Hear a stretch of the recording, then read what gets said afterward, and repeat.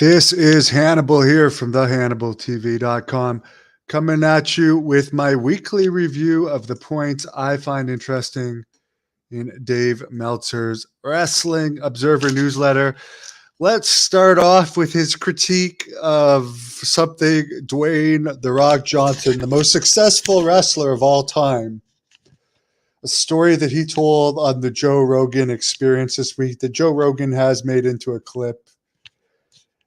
And I actually believe Dave Meltzer's version on this over The Rock. I think The Rock was just trying to impress the MMA fans, but he was on the Joe Rogan Experience November 15th and said that in 1997, he came close to signing with Pride Fighting Championship because his wrestling career wasn't doing well, and he was claiming he was making 150 grand for wrestling 235 dates a year, and knew people in Pride that were making 250 grand a match. And keep in mind, at this time, Don Fry was wrestling for New Japan. Ken Shamrock and Dan Severn were working for WWE because the money in fighting was so bad. And the first Pride show ever was actually October 11, 1997.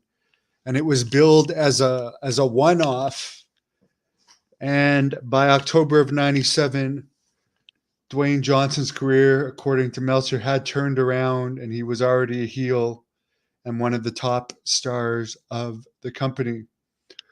So why in 97 he would want to go to sign with Pride, which wasn't even a full-time company by then, doesn't make much sense. Meltzer writes that in 2000, Ken Shamrock signed with Pride for $250,000 a fight. But by that time, The Rock was making millions in WWE as one of its two top stars, along with Steve Austin. In other WWE news, Randy Orton is expected to return this month. Survivor Series from Chicago has 6,315 tickets out, 903 tickets left to sell.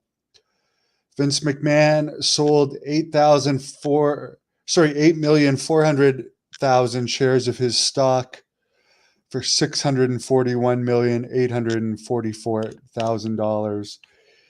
He still has over 20,000 shares of WWE stock, and he'd have to be under.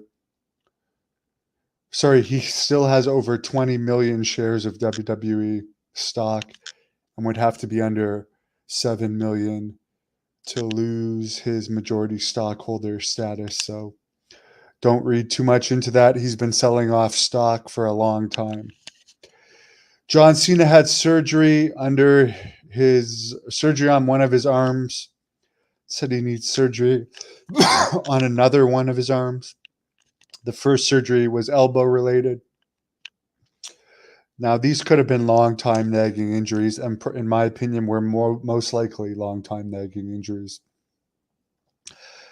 WWE has made the decision not to use a large stage for the WrestleMania week Raw and SmackDown shows in order to sell more tickets. This seems to be a TKO call. Why have a larger stage that costs more to build and takes up room in the arena where you can't sell tickets when you could have a smaller stage and sell more tickets? I mean, for most shows that aren't selling out, there's a reason for the larger stage, because it hides the fact that you can't sell more you can't actually sell out a building.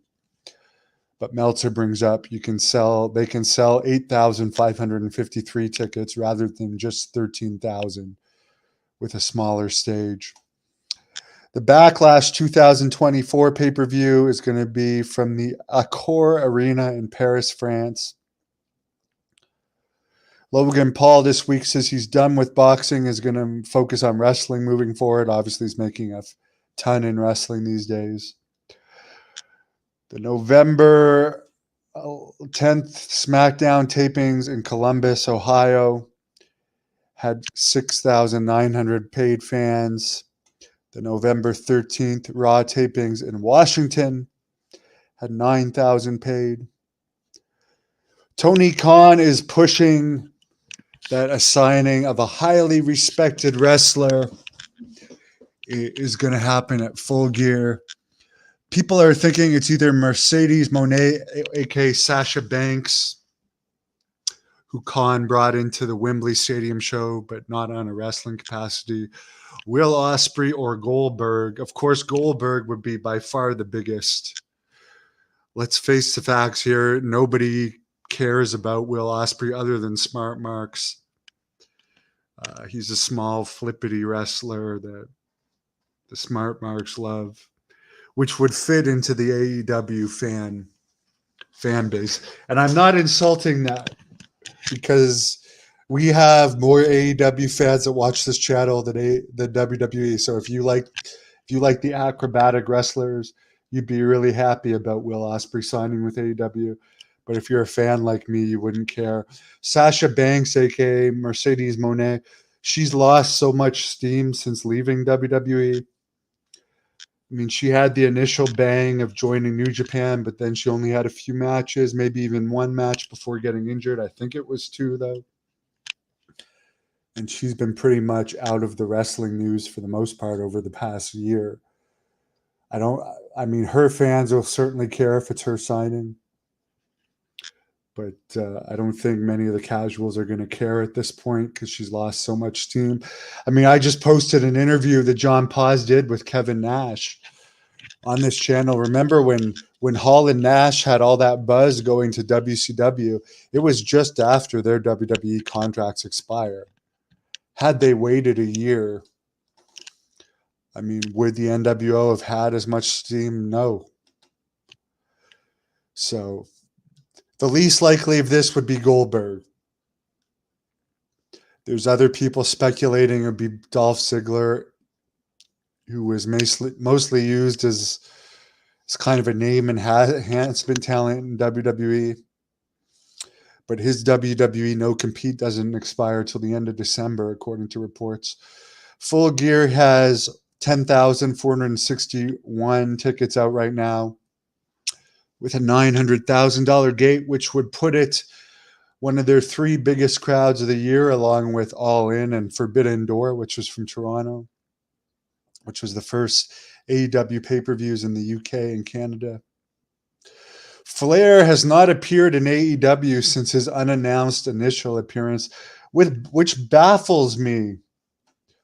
Why, like, with Collision and Rampage struggling so much, why would you not even at least put Flair on Collision or Rampage? You only use him in an unadvertised appearance. To me, it's like Flair could still pop a rating with casual fans, but they did that first appearance with Flair and then nothing. Khan announced that All In from Wembley Stadium had 200,000 buys on pay-per-view, which is a good number.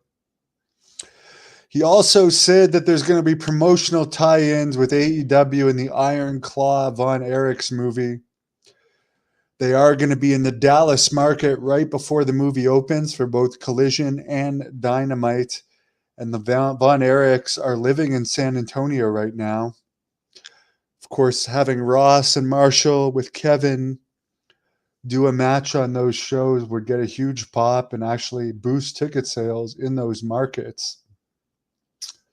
They are free agents at the moment. MJF is in the Iron Claw movie as Lance Von Erich. Of course, Lance has done several interviews on the Hannibal TV, and he brought up Fritz's TV spot, which was crazy, where he denounced Lance and said Lance was not a real Von Erich. And that caused the Von Erichs to lose a lot of credibility. And Lance said in this interview with John Paz on the Hannibal TV, why he even did that when Lance hardly even wrestled after that didn't even make sense, because Lance hardly wrestled after that. So all it did was make the Von Erichs seem like liars. So he would have been better off just not talking about Lance again. Adam Copeland did an interview saying he wanted to work for WWE more than WWE wanted him to work. Of course, Edge has not made a difference in AEW's ratings and did not make a difference in WWE's ratings. But I do think he was a good signing for them. They need more recognizable faces in AEW. The November 15th AEW tapings in Ontario, California, where they sold out previously on the first day of sales, only had 3,429 fans in the building, including comps. November 15th. In other wrestling news, DDT in Japan ran an event at Sumo Hall, which can hold, I believe, up to 10,000 people. They brought in Matt Cardona, Chris Jericho, Marufuji, and others, and had about 4,000 in the building. That's got to be a disappointment considering Jericho was on the card. I know the recent Abdullah the Butcher tribute on at Sumo Hall had like over 10,000 fans.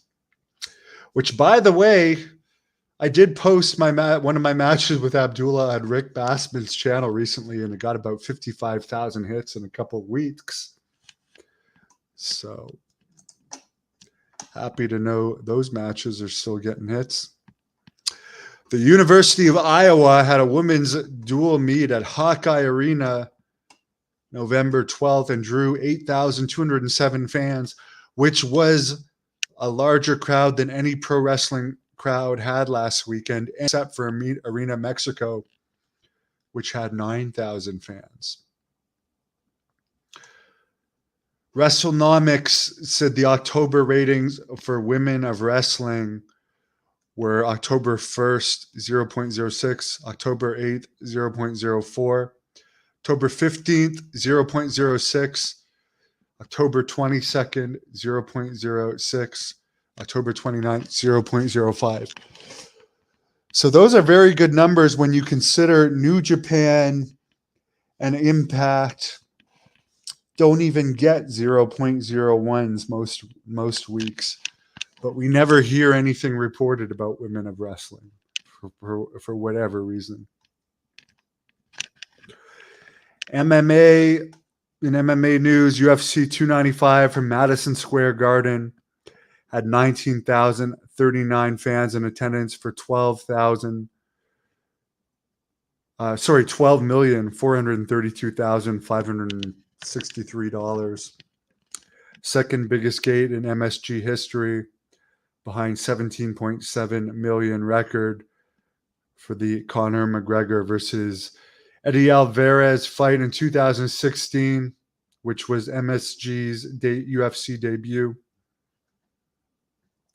Apparently, it could have hit closer to $20 million gate, but after the cancellation of the John Jones versus Stipe Miocic, they had to do refunds and they had to lower ticket prices. But still an excellent gate. They don't know. It hasn't been announced what that show did on pay-per-view, but Google searches were only about 250,000, which is nothing great. But there wasn't any real name fighters on that show.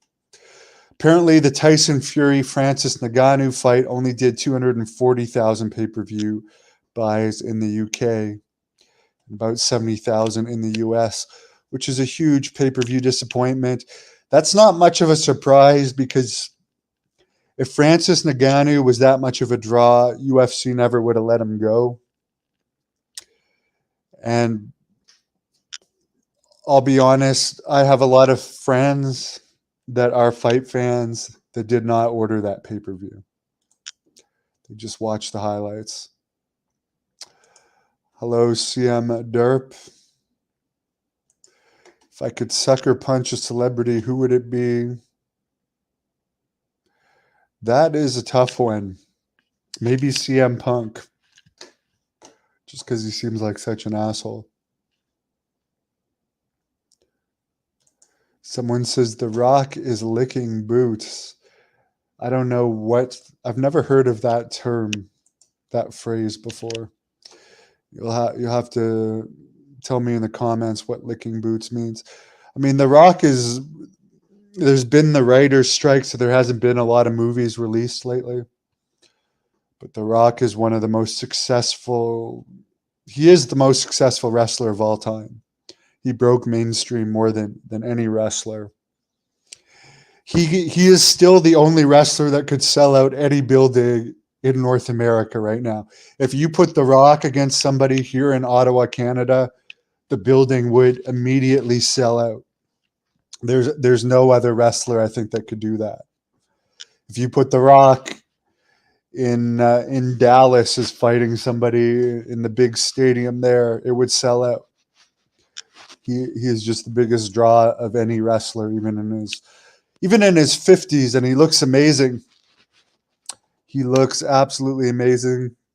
Of course, he's rich enough to have the best cooks, nutritionalists, and supplement people out there. I am a big fan of his. I still have not watched the full Joe Rogan Experience with The Rock. Although, as I said, I do agree that he may have considered doing MMA at one point. He may have. But I don't think he would. I don't think anyone making wrestling money would want to have to go and get hit in the head for real intentionally to make money when there's so much less pressure in wrestling. Other than Brock Lesnar, but Brock Lesnar, unlike The Rock, had been doing amateur wrestling since he was a little kid. And he ended up making a huge amount of money in the UFC, so it made sense for Brock. But The Rock was more popular than Brock Lesnar, even though Brock Lesnar is one of the most successful wrestlers of all time. But Brock definitely made the good decision going to UFC. But he was he had a great amateur wrestling background as NCAA champion going into it. Anyways, guys, I'm checking out for now. Check out the shoot interview I posted from John Paz yesterday with Kevin Nash. I really liked it. Thank you for watching the Hannibal TV. Please like this video if you enjoyed it and click the subscribe button to not miss any of our latest shoot interviews, match videos,